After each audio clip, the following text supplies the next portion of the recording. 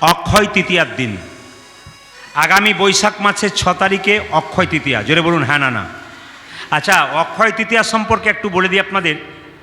অক্ষয় তৃতীয়া আগামী বৈশাখ মাসের 6 তারিখে সোমবার। শুনবেন মাইরা, অক্ষয় তৃতীয়ার দিনে স্বয়ং মা গঙ্গা পৃথিবীতে অবতরণ করেছিল। বাবারা যারা জানেন, তারা জ্ঞানী মানুষ, তারা শুনছেন, আপনাদের মন শুনতে হবে। অক্ষয় তৃতীয়া হচ্ছে প্রতিজ্ঞার দিন। যা যা করবেন অক্ষয় তৃতীয়ার দিন থেকে প্রতিজ্ঞা নেবেন যে আজ থেকে এই বছরটা গোটাটা আমি চা খাবো না। ধরুন অনেকে চাটাকে নেশা মনে করে, তো আপনি প্রতিজ্ঞা করছেন চা খাবো না, চা খাবো না, চা খাবো না। আপনি অক্ষয় তৃতীয়ার দিনেই প্রতিজ্ঞা করতে পারেন, আজ থেকে 1 বছর চা ছেড়ে দিলাম, কিংবা কিছু একটা খারাপ জিনিস ছেড়ে দিলাম। কিংবা অক্ষয় তৃতীয়ার দিন প্রতিজ্ঞা নিলেন, আমি এবার পরবর্তী একাদশীগুলো সব করব। প্রতিজ্ঞা সেদিন যে প্রতিজ্ঞা নেবেন, গোবিন্দের কৃপায় ওটা অক্ষয় থাকবে।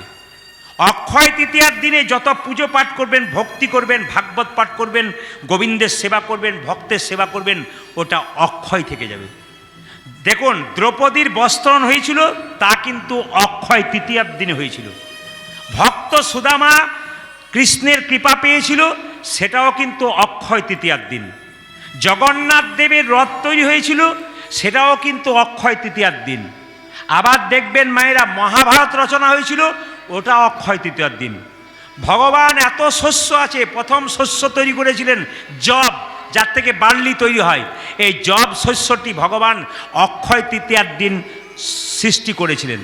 এই জন্য অক্ষয় তৃতীয়ার দিন ভগবানের চরণে কিছু দিতে পারেন না পারেন, মাথায় রাখবেন সেদিন ভগবানের চরণে একটু জব দেবেন, আর ভগবানের কাছে প্রার্থনা করবেন অক্ষয় তৃতীয়ার দিনে যেন ভালো কাজ করতে পারি।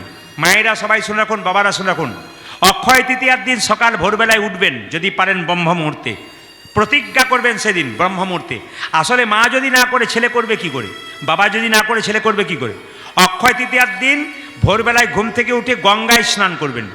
যদি গঙ্গা জল না থাকে, গঙ্গা না থাকে কাছে, একটু গঙ্গা জল বোতলে থাকলে 1 বালতি জলে গঙ্গা জল দিয়ে দেবেন।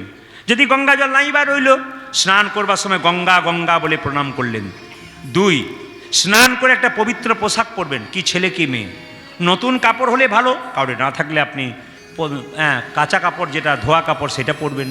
কিন্তু সেদিন গোবিন্দের চরণে একটু প্রসাদ দেবেন, তুলসী পত্র, এবং সেই প্রসাদটা দেবার পর বাড়ির বাচ্চাদের সবাইকে খাওয়াবেন এবং গোবিন্দের কাছে প্রার্থনা করবেন, প্রভু আমার ছেলে মেয়ে যেন ভবিষ্যতে কৃষ্ণ ভক্ত হয় এবং প্রসাদ ভোজি হয়, তোমার চরণে প্রসাদ নিবেদন করে দিলাম।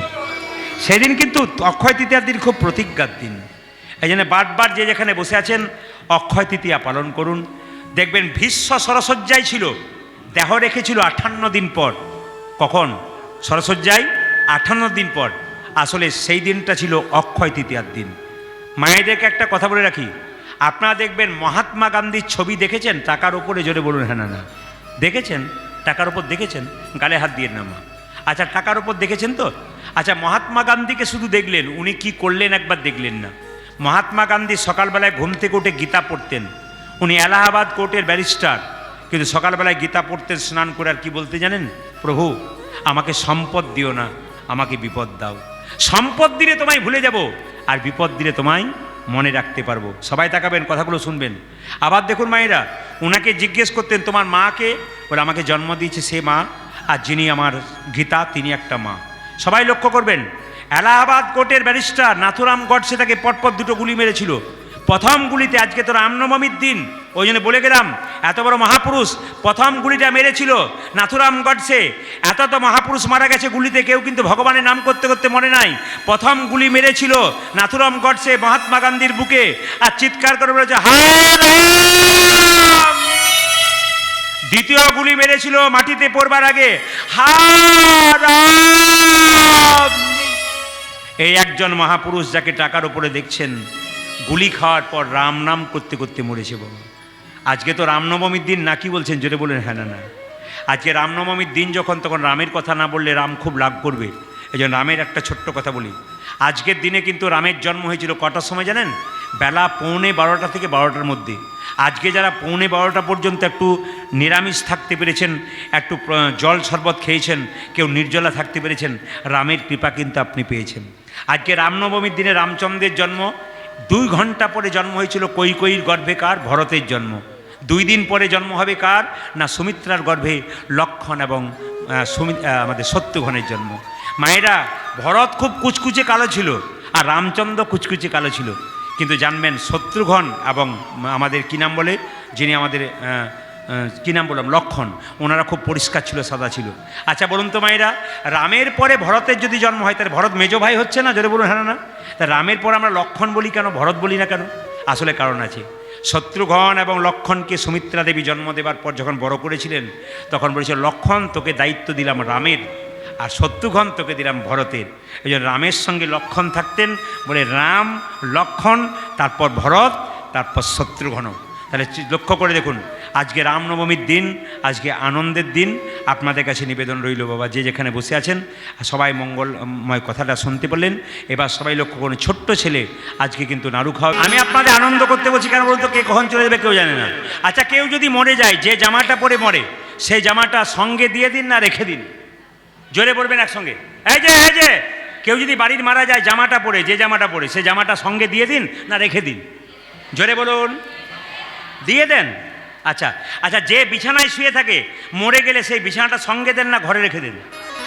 সঙ্গে দিয়ে দেন। আচ্ছা সঙ্গে দিয়ে দেন।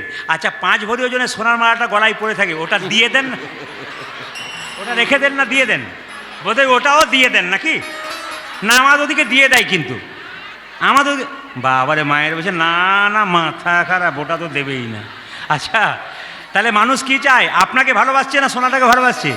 কাকে ভালোবাসছে? যদি কিছু থাকে তো পেলেন, আর কিছু না থাকে তো পাবেন না। ও মায়েরা এরকম নারী হন, স্বামী বাইরে যাবে, গোবিন্দকে প্রণাম করছেন, স্বামী বলছে আসছি, আপনি কি করবেন? তুলসী তলার মাটি নিয়ে স্বামীর কপালে দিয়ে বলবেন দুর্গা দুর্গা। টাকা রোজগার করো, অসৎ পথে করো না। যেন 10 টাকা রোজগার করবে, মাছ ভাত খাবো না, শাক ভাত খাবো, কিন্তু সৎ পথে খাবো। এরকম নারী যদি হন তবে আপনি উপরে উঠবেন। আর এমন এমন নারী আছে, বাজার চললে মনে রেখো যেটা বলেছিলাম সেটা, বলে কি কানের দোলটা যদি এনো তাহলে ঘর ঢুকবে, নইলে হোটেলে খেয়ে। এরকম পার্টি অনেক জায়গাতে। ডাক্তারবাবুর আসরটা কিন্তু খুব লোভনীয় আসর, কেন বলুন তো? আজকে মনে হচ্ছে কোথাও গান করে না, ঘরের মধ্যেই গান করছে, সারা রাত্রি করে দিয়ে যা হয় হবে আজ না, কি বলছেন? তারপর কাল যেখানে যাব কাভিরাম বানে, কোথায় রাত জেগে এসেছো, একে ধরো তো, বলবেই কিন্তু। একটু ঘুমাতে হবে না? হাত তুলুন। নিবেদন রইল, বাবারা যারা বসে আছেন মাথায় যদি রুমাল তোয়ালে থাকে তাহলে নেবেন, আর মায়েরা তো মাথায় সবাই কাপড়টা নেবেন। কম বয়সের মেয়েরা যারা আছে মাথায় কিছু নেই, হাতে মাথাতে একটু হাতটা ঠেকিয়ে করজোড়ে বসবেন। খুব সুন্দর আপনাদের আসর, খুব ভালো আসর। আমরা প্রচুর রাত্রি জাগি, তার মধ্যে আপনাদের আসরটা খুব ভালো লেগেছে। ঈশ্বরের কাছে প্রার্থনা করি 100 বছর পূর্ণ হলো, আরে 100 কেন, 1000 বছর হোক, 1000-এর পর 1000 হোক, এই আসর আরও পরিপূর্ণ হোক। ঈশ্বরের কৃপা হোক এদের প্রতি, আপনাদের প্রতি হোক। সবাই একটু নিতাই গৌর হরি হরি।